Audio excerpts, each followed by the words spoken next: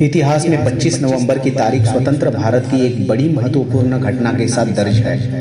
25 नवंबर 1949 को संविधान सभा की आखिरी बैठक में संविधान सभा की प्रारूप समिति के अध्यक्ष डॉक्टर बाबा साहब आम्बेडकर जी ने समापन भाषण दिया था। इसमें उन्होंने नवनिर्मित राष्ट्र के सामने आने वाली चुनौतियों का विस्तार से वर्णन करने के साथ बड़े ही संयमित शब्दों में उन चुनौतियों से निपटने के तरीके भी सुझाए।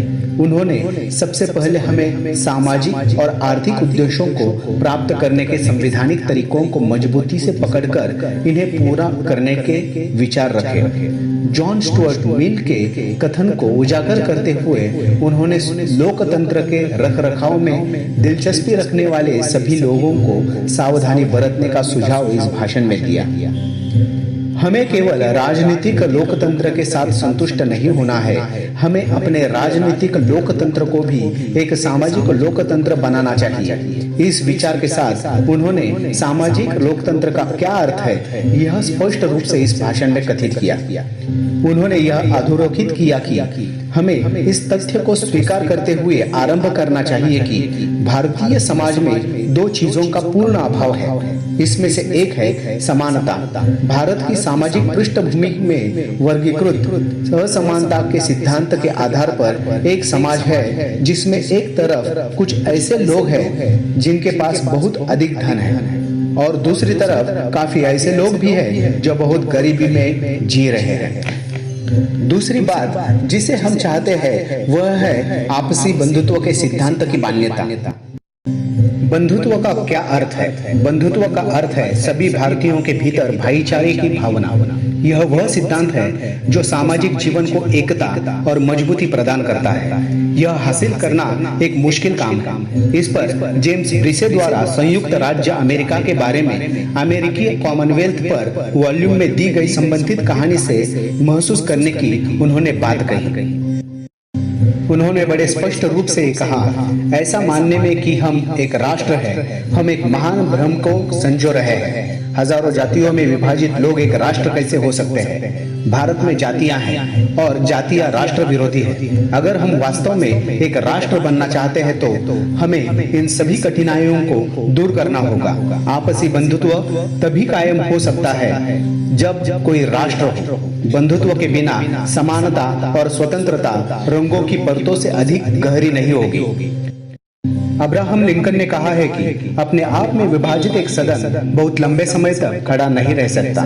इसलिए जितनी जल्दी उनकी आत्म अनुभूति की आकांक्षाओं को जगह दी जाएगी उतना ही कुछ के लिए बेहतर है, देश के लिए बेहतर है, आजादी के रखरखाव के लिए बेहतर है और इस लोकतांत्रिक ढांचे की निरंतरता के लिए बेहतर है। यह केवल जीवन के सभी क्षेत्रों में समानता और आपसी बंधुत्व की स्थापना के द्वारा ही किया जा सकता है। उन्होंने अपने भाषण के अंत में स्वतंत्रता से जुड़ी बात कही कि निसंदेह स्वतंत्रता एक अत्यंत खुशी की बात है, लेकिन हमें यह नहीं भूलना चाहिए कि इस स्वतंत्रता ने हमारे ऊपर बड़ी जिम्मेदारियां भी डाली है। आजादी से पहले तक हमने कुछ भी गलत होने का कारण ब्रिटिश शासन को बताया है। यदि इसके बाद चीजें गलत होती है तो हमें स्वयं को छोड़कर कोई भी दोषी नहीं होगा और चीजों के गलत होने का खतरा बहुत अधिक है। समय तेजी से बदल रहा है, हम सहित अन्य लोग नई विचारधाराओं से जुड़ रहे हैं।